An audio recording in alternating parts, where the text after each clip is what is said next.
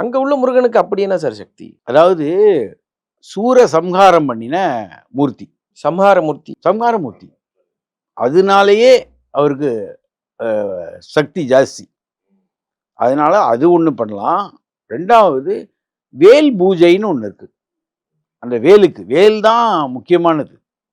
முருகனுடைய வேலுக்கு பூஜை செய்வது. இப்ப இப்ப விஜய் அவர்கள் போனப்ப கூட அவர் கையில ஒரு வேல் குடுத்தாங்க. வீட்டிலேயே யார் ஒருவர் வேல் பூஜை செய்கிறார்களோ அவர்கள் வெற்றி பெறுவார்கள். ஓ! வீட்ல வேல் தனியா வாங்கி வச்சு அதை பூஜிப்பவர்கள்லாம் இருக்காங்க. அது எப்படி சார் பூஜை செய்யணும்? அதாவது அதை சில மூல மந்திரங்கள் சொல்லி பிரதிஷ்டை பண்ணி, வீட்டிலேயே பிரதிஷ்டை பண்ணி தினமும் பூஜை பண்ணும். தனியா ஒரு சன்னதி மாதிரி வச்சு. ஆமா, தினமும் பூஜை பண்ணும். அதாவது நீங்க வெளியூர் போவதா இருந்தால் கூட அதை எடுத்து கொண்டு போய் அங்க பூஜை பண்ணும். அந்த வேல் பூஜை ஒரு நாள் கூட விடக்கூடாது. அந்த வேல் பூஜை செய்து கொண்டே இருந்தால் உங்களுக்கு எந்த விதமான விரோதியும் வர மாட்டாங்க. அல்லது விரோதிகளை விரட்டி அடிப்பீர்கள். எல்லா விதத்திலையும் வெற்றி தான். உங்களுக்கு பகைவனே ஒன்று கிடையாது.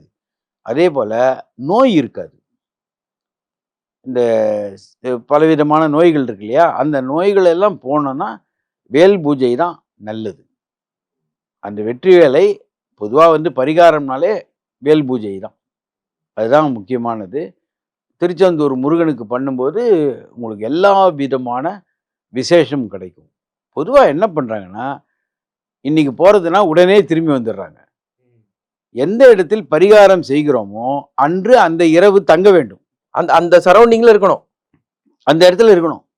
அந்த இரவு அங்கே தங்கிறது தான் பரிகாரத்தின் பலனே கிடைக்கும்.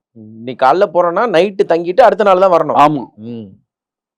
ஒன்றுமே இல்லை. இப்போ புது மனை புகுவிழா இருக்கு இல்லையா, வீட்டுக்கு ஒரு பூஜை கிரகப்பிரவேசம் பண்ணுறோம். அன்றைக்கு நீங்கள் அந்த வீட்டில் தங்க வேணும்னு ரூல் இருக்கு, சட்டம் இருக்கு. அன்னைக்கு ராத்திரி. ஆமாம், அன்னைக்கு ராத்திரி அங்கே தான் இருக்கணும். அப்போது எந்த இடத்தில் பரிகாரம் செய்கிறீர்களோ அந்த இரவு அந்த இடத்தில் தங்க வேண்டும். அப்போ தான் பரிகாரம் வேலை செய்யும், இல்லைன்னா வேலை செய்யாது.